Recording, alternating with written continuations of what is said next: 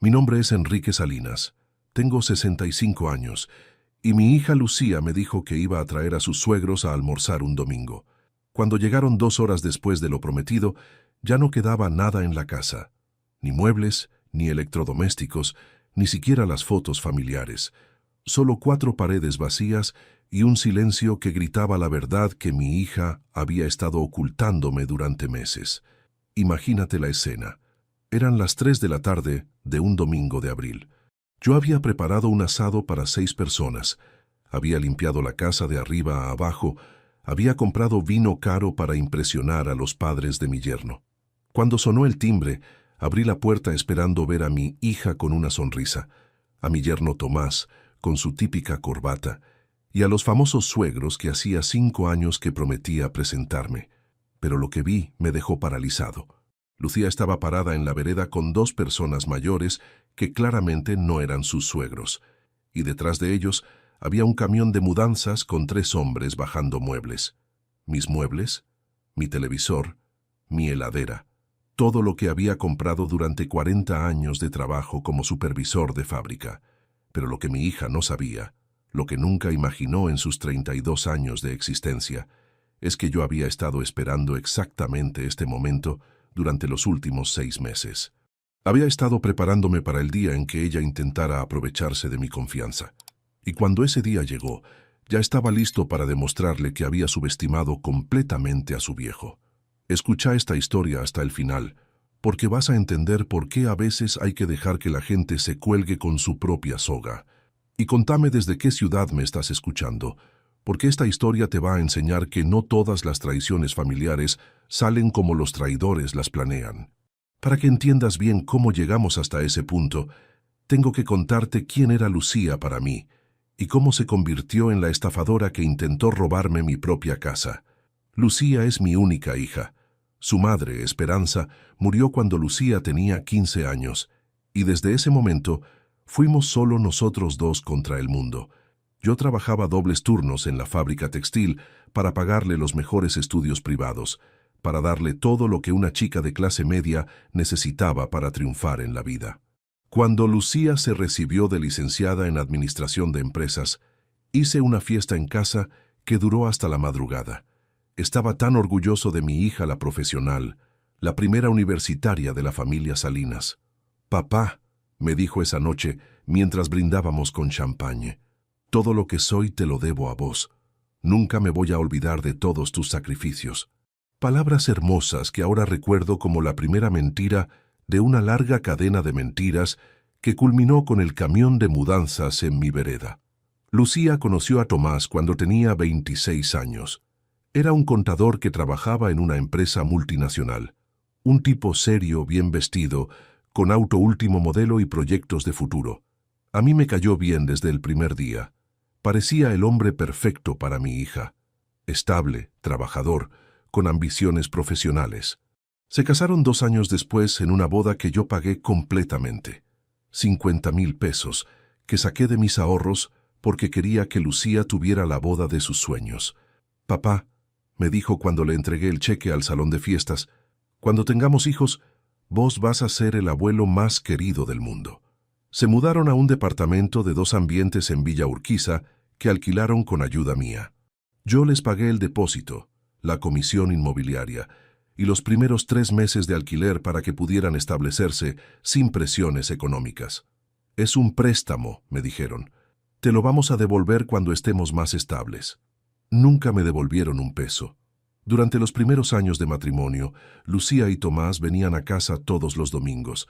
Almorzábamos juntos, me contaban sus planes, sus proyectos, sus sueños de comprar una casa propia algún día. Yo disfrutaba muchísimo de esas reuniones familiares.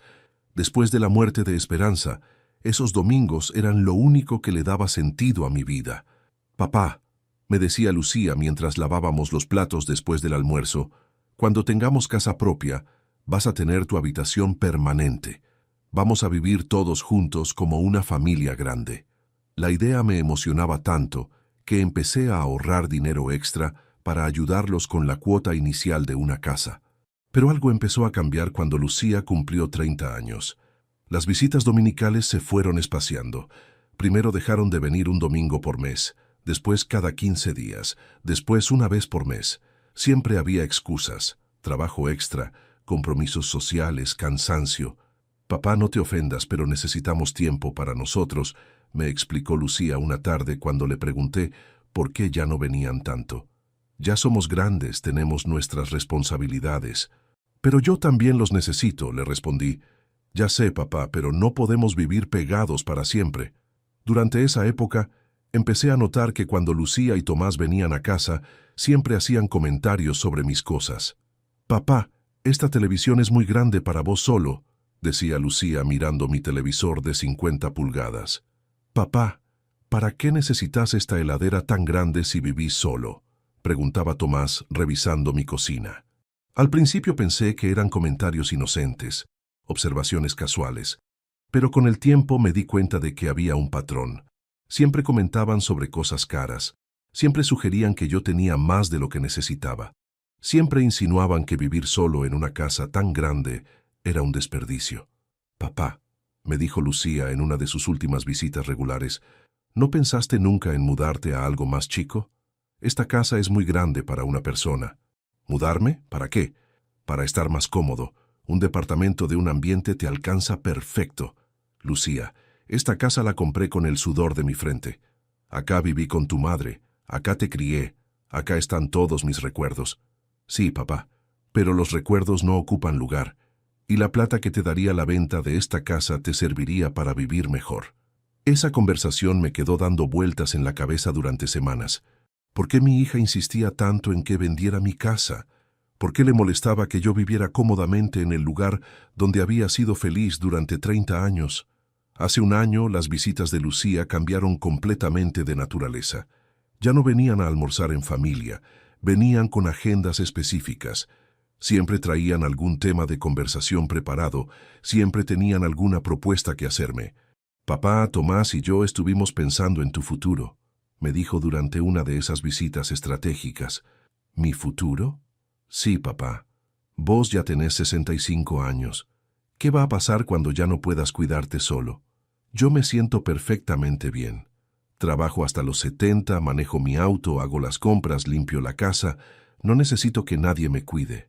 Pero papá, las cosas pueden cambiar de un día para el otro. ¿Y si te pasa algo y no hay nadie para ayudarte? Tomás, que hasta ese momento había estado callado, se sumó a la conversación con argumentos que sonaban ensayados.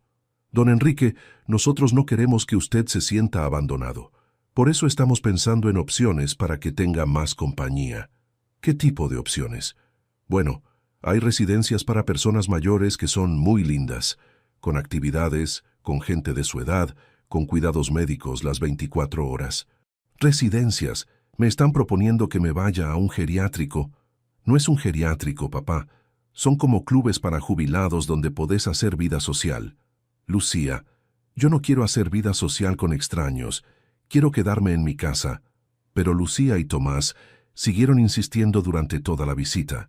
Habían traído folletos de residencias, habían calculado costos, habían investigado opciones de financiamiento.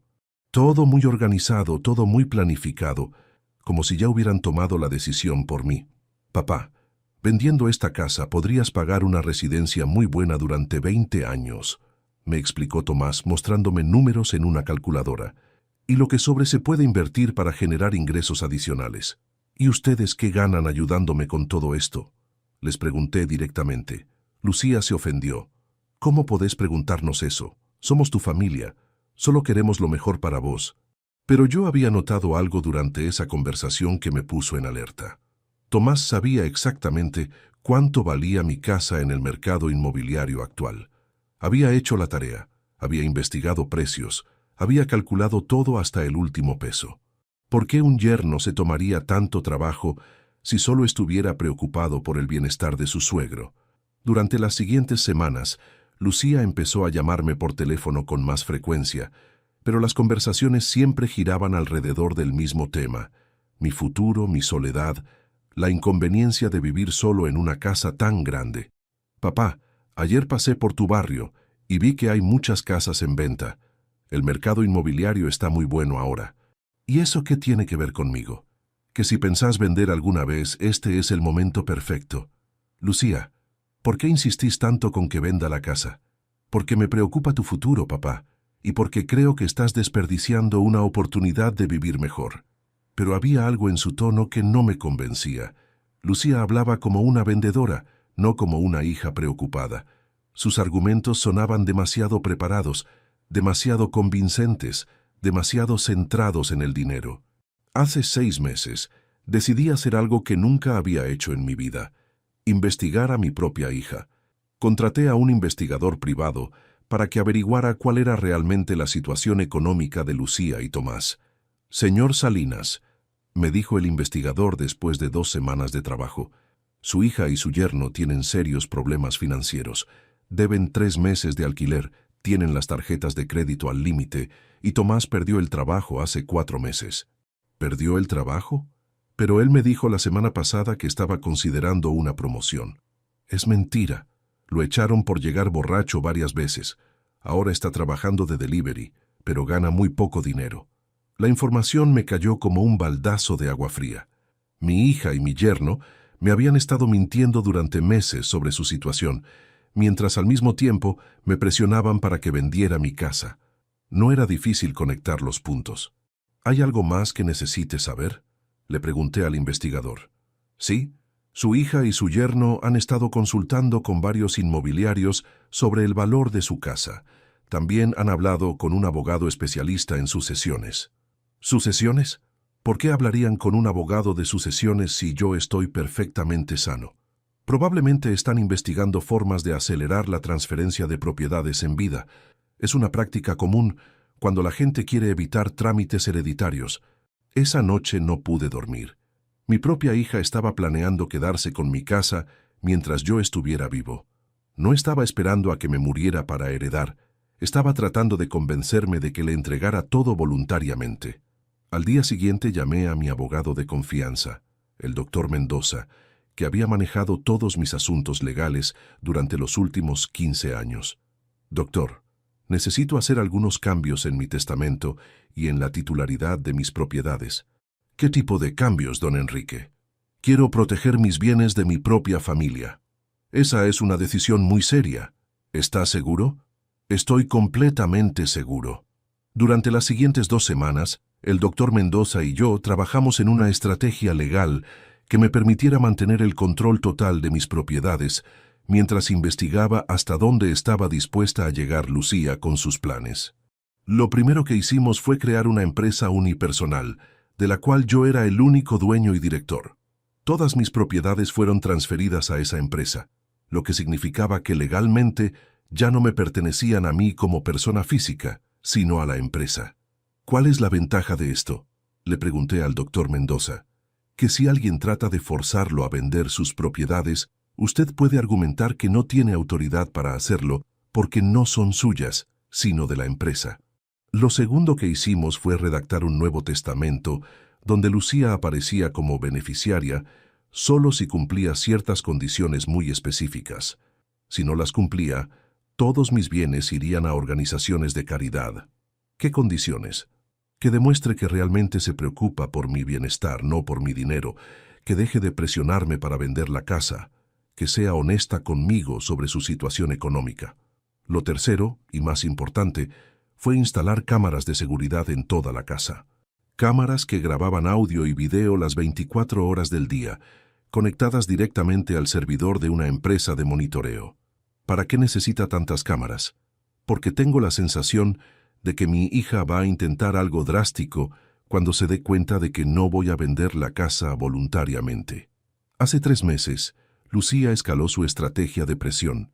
Empezó a venir a casa con más frecuencia, pero ya no venía sola. Siempre traía a Tomás, y a veces traían también a amigos o conocidos que casualmente eran agentes inmobiliarios, tasadores o expertos en inversiones. «Papá, te presento a Marcelo, un amigo de Tomás que trabaja en bienes raíces», me dijo durante una de esas visitas estratégicas. «Le conté sobre tu situación y se ofreció a hacerte una tasación gratuita de la casa».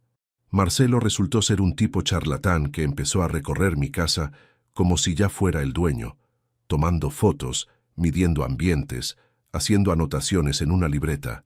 Don Enrique, esta propiedad está muy bien ubicada. En el mercado actual podría conseguir un precio excelente. ¿Y quién dijo que quiero vender? Bueno, su hija me comentó que estaba considerando hacer algunos cambios en su estilo de vida. Mi hija habló de más. Yo no estoy considerando vender nada. Pero Marcelo siguió con su show durante toda la visita, explicándome las ventajas de vender en el momento actual del mercado, mostrándome fotos de departamentos que podrían ser perfectos para una persona de mi edad, calculando cuánto dinero me sobraría después de comprar algo más pequeño. Papá, me dijo Lucía cuando Marcelo se fue, no perdés nada con escuchar. Si después decidís no vender, no pasa nada. ¿Y si decido vender? Te ayudamos con todos los trámites para que no tengas que preocuparte por nada. Esa frase me confirmó lo que ya sospechaba. Lucía quería manejar toda la operación de venta para asegurarse de controlar el dinero. No era solo que quisiera que vendiera la casa, quería que ella manejara la venta. La semana siguiente trajo a otro amigo, un abogado especialista en planificación patrimonial que casualmente tenía tiempo libre para asesorarme sobre la mejor manera de organizar mis finanzas para el futuro. «Don Enrique», me explicó el abogado con una sonrisa que no me gustó nada. «A su edad es fundamental tener todo en orden. ¿Ha pensado en hacer una donación en vida a sus herederos? ¿Para qué haría eso? Para evitar problemas impositivos futuros.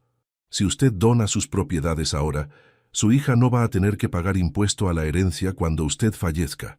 ¿Y cuáles son las ventajas para mí? Bueno, usted se queda viviendo en la propiedad hasta que fallezca, pero legalmente ya es de su hija. Es una operación muy conveniente para ambas partes».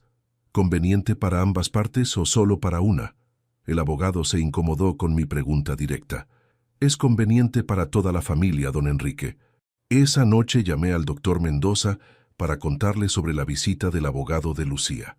«Doctor, ¿es legal lo que me propusieron?» «Es legal, pero es muy peligroso para usted. Si dona la propiedad, pierde todo control sobre ella. Su hija podría venderla, hipotecarla o hasta echarlo cuando se le antoje». «¿Y no hay forma de protegerme?» «Sí, pero requiere documentos muy específicos que garanticen su derecho de habitación vitalicia». ¿Su hija mencionó algo sobre esos documentos? No mencionó nada sobre documentos de protección. Entonces no le conviene a usted, le conviene solo a ella. Durante esas semanas, las cámaras de seguridad grabaron conversaciones muy reveladoras entre Lucía y Tomás cuando pensaban que yo no los escuchaba. Una tarde, mientras yo estaba en el baño, hablaron sobre sus planes con una franqueza que me heló la sangre. «¿Cuánto falta para que el viejo se decida?» Escuché que decía Tomás. «No sé, está más terco de lo que pensé», respondió Lucía. «Capaz tenemos que ser más directos». «¿Qué quieres decir?» «Que capaz tenemos que crear una situación donde no tenga otra opción que vender». «¿Cómo cuál?» «No sé, alguna emergencia económica, algún problema de salud, algo que lo obligue a necesitar plata urgente». «¿Estás loca? No podemos inventar una enfermedad». «No digo inventar, digo crear las condiciones para que se sienta presionado». Escuchar esa conversación fue como recibir una puñalada por la espalda.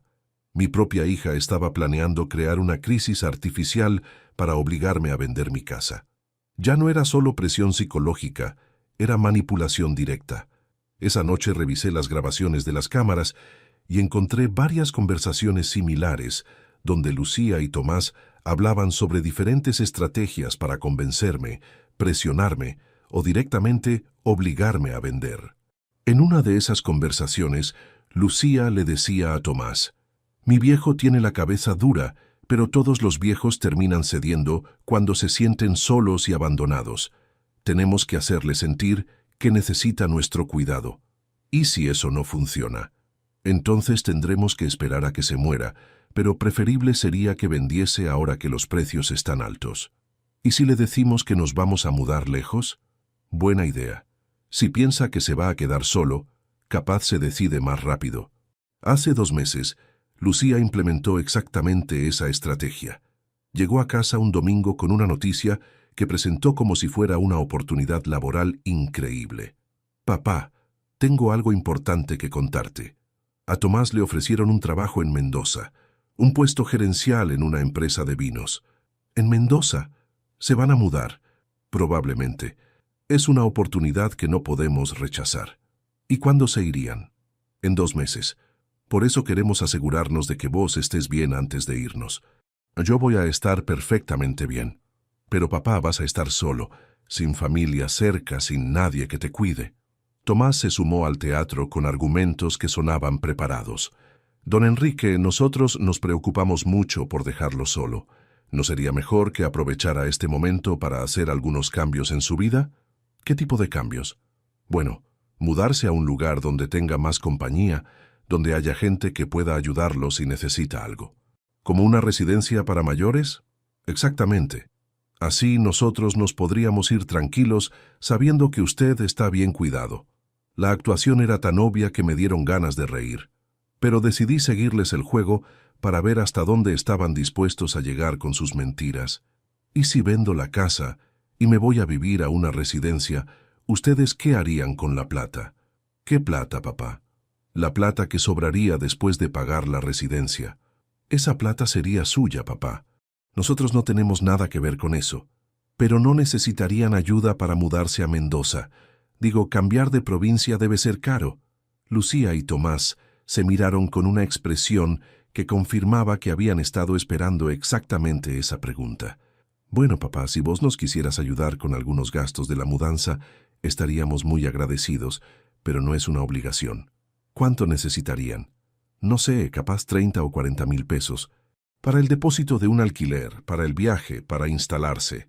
Ahí estaba, el verdadero motivo de toda la operación. Lucía y Tomás no solo querían que vendiera la casa, querían que les diera una parte significativa del dinero para sus supuestos gastos de mudanza. Está bien, les dije, voy a pensarlo. ¿En serio, papá? En serio. Si ustedes se van a Mendoza, yo voy a necesitar reorganizar mi vida. Capaz vender la casa sea una buena idea. La cara de felicidad de Lucía cuando le dije eso me confirmó que todo había sido una actuación desde el principio. No había trabajo en Mendoza. No había preocupación genuina por mi bienestar. No había nada más que codicia disfrazada de amor filial. Durante las siguientes semanas, Lucía aceleró todos sus planes.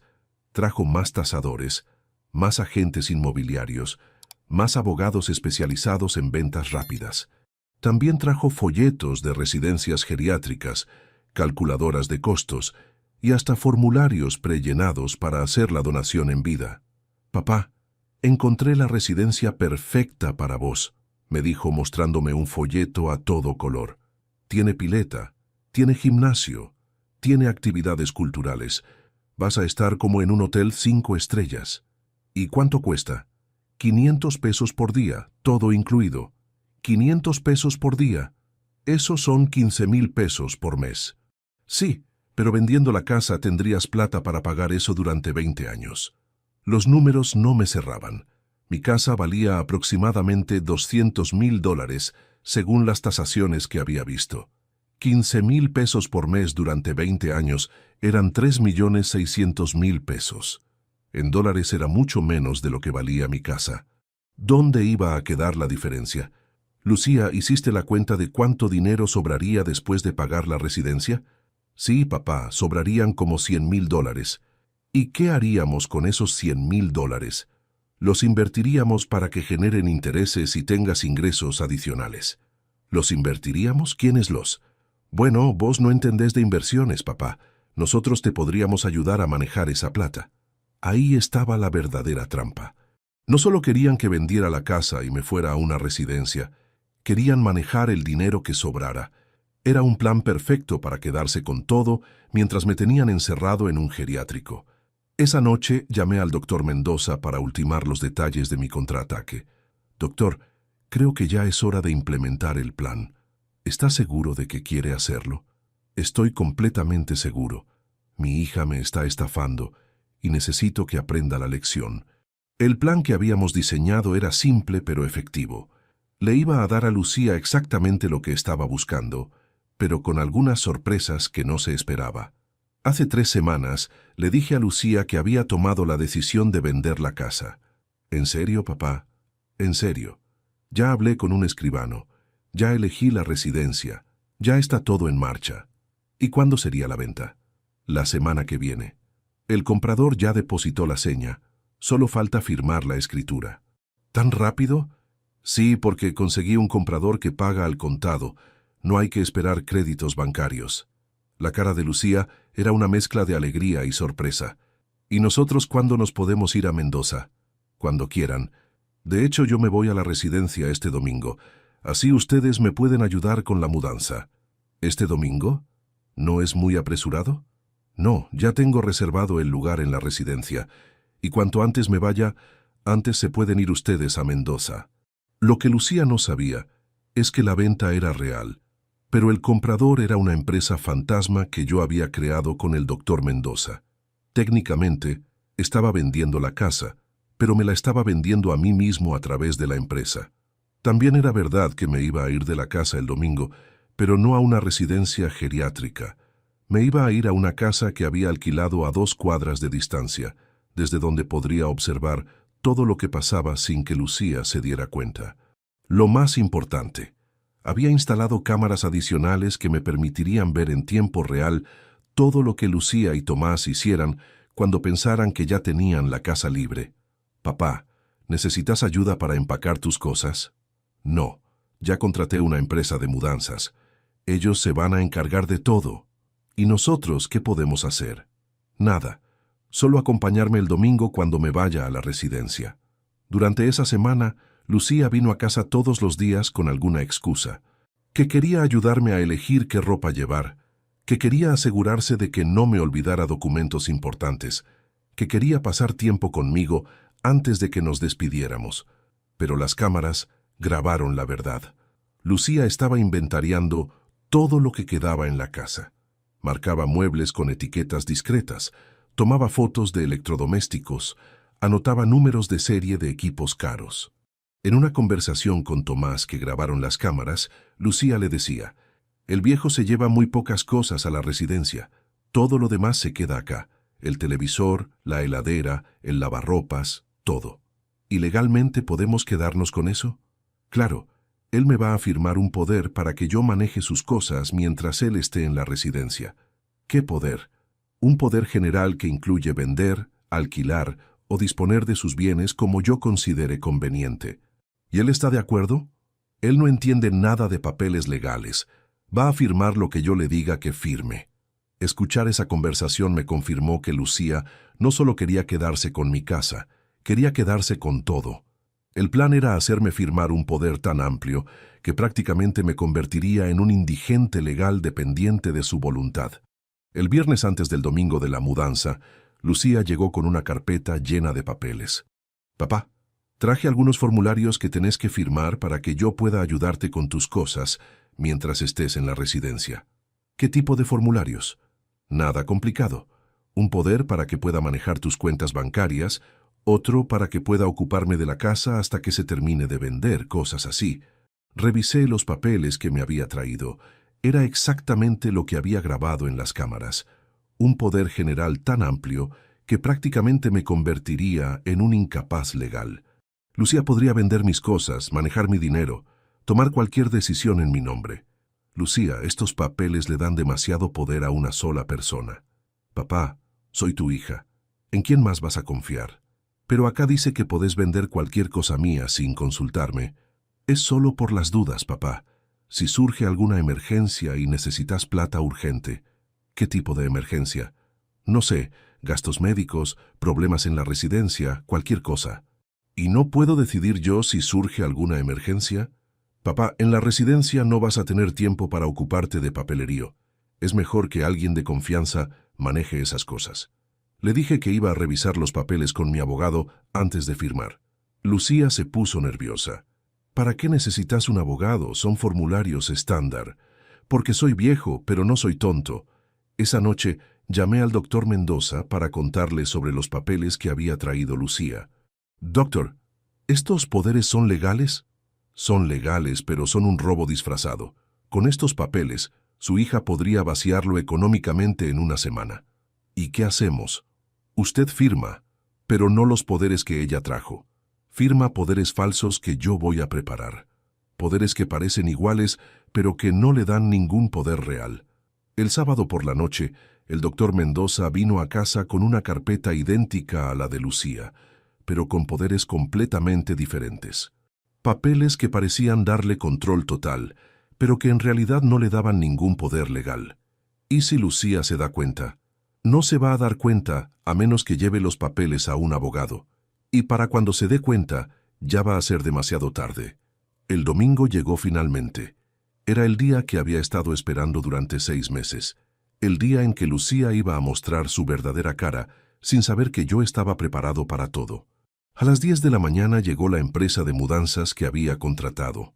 3 hombres que empezaron a cargar mis cosas personales, ropa, documentos, algunas fotos familiares, libros. Todo lo demás se quedaba en la casa, aparentemente esperando que Lucía se hiciera cargo. «Papá», me dijo Lucía mientras los empleados trabajaban, «¿estás seguro de que querés llevarte tan pocas cosas?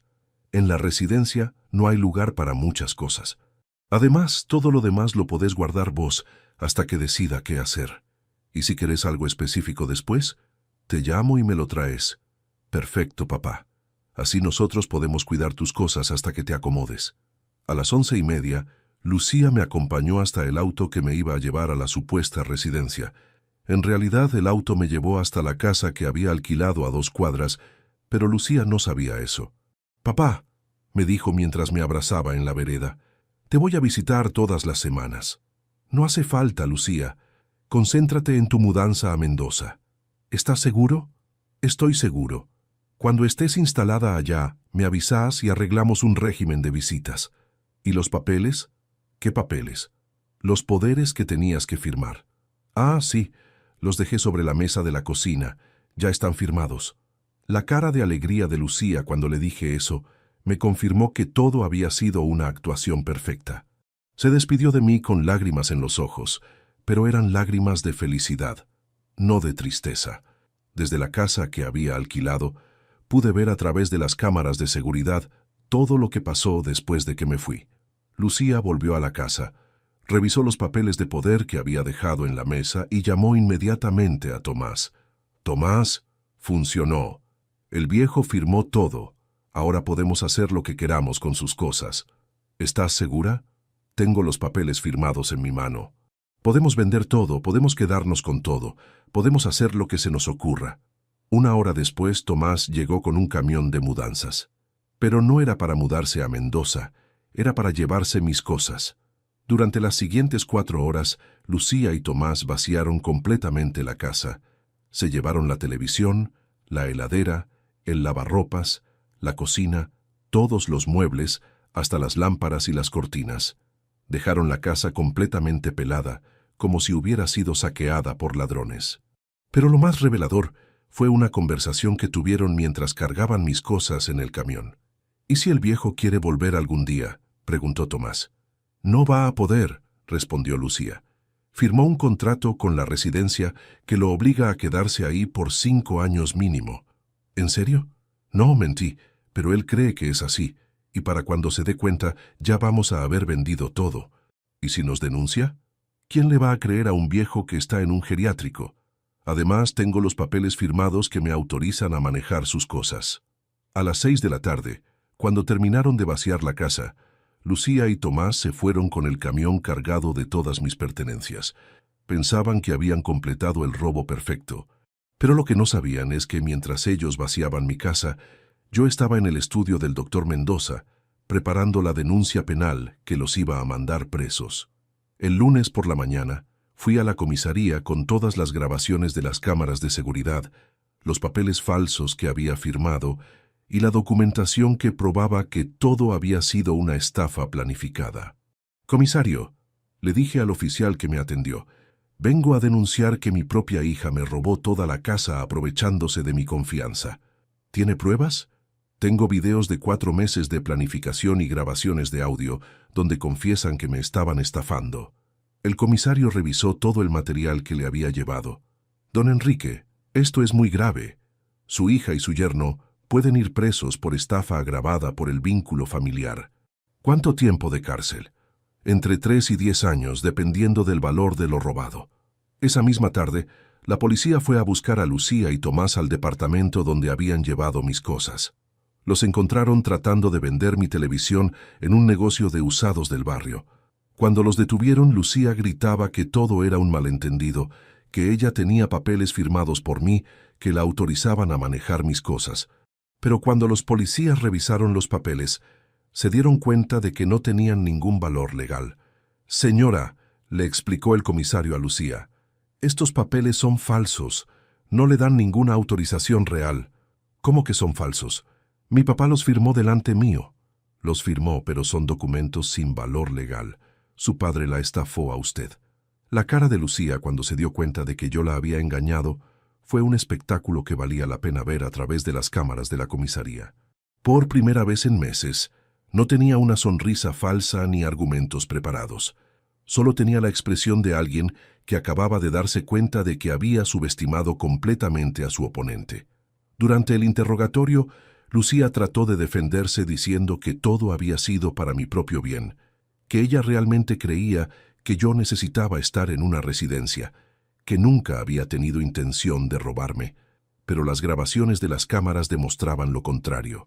Había evidencia clara de que había planificado todo durante meses, que había mentido sobre su situación económica, que había inventado el trabajo en Mendoza y que había intentado hacerme firmar poderes para robarme legalmente. El juez que manejó el caso no tuvo dudas. «Señora Salinas, usted se aprovechó de la confianza de su padre para cometer una estafa agravada por el vínculo familiar. La condeno a 5 años de prisión efectiva. Tomás recibió 4 años por complicidad. Ambos también fueron condenados a devolverme todas mis cosas y a pagarme daños y perjuicios por el trauma emocional causado. Pero para cuando salieron de la cárcel, ya no había nada que devolver. Yo había vendido realmente la casa y me había mudado a un departamento en otro barrio. También había cambiado mi testamento para dejarle todo a organizaciones de caridad. La última vez que vi a Lucía fue en el juzgado durante la lectura de la sentencia. Me miró con una mezcla de odio y desesperación que me confirmó que había tomado la decisión correcta. «Papá», me gritó mientras se la llevaban esposada, «¿cómo pudiste hacerme esto? Soy tu hija». «Eras mi hija», le respondí. «Ahora sos una delincuente que intentó estafarme. Durante los 3 años que Lucía estuvo presa, nunca me visitó, nunca me llamó, nunca trató de contactarme de ninguna manera. Tampoco yo traté de contactarla. Para mí, había muerto el día que planificó robarme. Cuando salió de la cárcel, supe por conocidos del barrio que había tratado de buscarme para pedirme perdón. Pero yo ya me había mudado 3 veces desde su detención. No quería que me encontrara nunca más. Hace 6 meses recibí una carta en mi nueva dirección. Era de Lucía, que había conseguido mi nueva dirección no sé cómo. La carta decía: «Papá, sé que no tengo perdón por lo que hice. Solo quiero que sepas que estos 3 años en la cárcel me sirvieron para darme cuenta de que perdí lo más importante de mi vida por codicia. Si algún día podés perdonarme, estaría dispuesta a cualquier cosa para recuperar tu confianza». Leí la carta una sola vez y la tiré a la basura. Las palabras de una ladrona arrepentida no tenían poder para borrar 3 años de planificación y traición. El domingo pasado, exactamente 3 años después del día que Lucía trajo el camión de mudanzas a mi casa, sonó el timbre de mi departamento nuevo. Cuando abrí la puerta, ahí estaba ella. Se veía mal, muy mal. Había envejecido 10 años en 3. Tenía el pelo canoso, arrugas que no tenía antes, la ropa barata y gastada. La cárcel había sido dura con ella. «Hola, papá», me dijo con una voz que temblaba. «Vine a pedirte perdón». «No hay nada que perdonar», le respondí con total neutralidad. «Los delincuentes van presos, salen y siguen con su vida. Es el curso natural de las cosas. Papá, soy tu hija. Tuve una hija que se llamaba Lucía. Murió hace 3 años, cuando planificó robarme mi casa. Pero papá, estoy arrepentida de verdad. El arrepentimiento no devuelve la confianza robada. ¿No hay nada que pueda hacer? Nada. La Lucía que yo amaba habría venido a pedirme ayuda cuando tenía problemas económicos. La Lucía que yo amaba nunca habría planificado estafarme durante meses. Esa Lucía está muerta. Papá, por favor, dame una oportunidad. Ya tuviste tu oportunidad. La usaste para intentar robarme. No hay segundas oportunidades para los traidores. Lucía se quedó llorando en la puerta durante 10 minutos, pero yo cerré y no volví a abrir. Sus lágrimas no tenían poder para cambiar lo que había hecho, ni para devolverme los años de confianza que había destruido. Esa noche, pensé en todo lo que había pasado desde aquel domingo cuando llegó con los supuestos suegros y encontró la casa vacía. Pensé en su cara de shock cuando se dio cuenta de que yo la había engañado mejor de lo que ella me había engañado a mí. También pensé en la ironía de la situación. Lucía había planificado durante meses la manera de robarme mi casa sin que me diera cuenta, pero yo había planificado durante meses la manera de enseñarle que había elegido al padre equivocado para estafar. Y vos que me escuchaste hasta acá, vos que me acompañaste en esta historia de traición familiar y justicia, quiero que sepas algo importante. A veces la gente que más amas es la que más te puede lastimar, porque conoce exactamente dónde duele. Pero también quiero que sepas que no hay que ser víctima pasiva de las traiciones familiares. Si alguien cree que puede aprovecharse de tu amor para robarte, está eligiendo ser tu enemigo. Y a los enemigos hay que tratarlos como enemigos, aunque tengan tu sangre. Lucía pensó que podía manipularme porque era viejo, porque vivía solo, porque confiaba en ella. Pero se equivocó. Los años me habían dado experiencia, la soledad me había dado claridad, y la confianza traicionada me había dado determinación. Si alguna vez alguien en tu familia trata de aprovecharse de vos, si alguien confunde tu amor con debilidad, si alguien cree que puede robarte porque sos familia, acordate de esta historia. La venganza no siempre es un plato que se come frío. A veces es un plato que se sirve exactamente en el momento perfecto, cuando el traidor cree que ya ganó, y cuando se sirve bien, es un plato que se recuerda para toda la vida.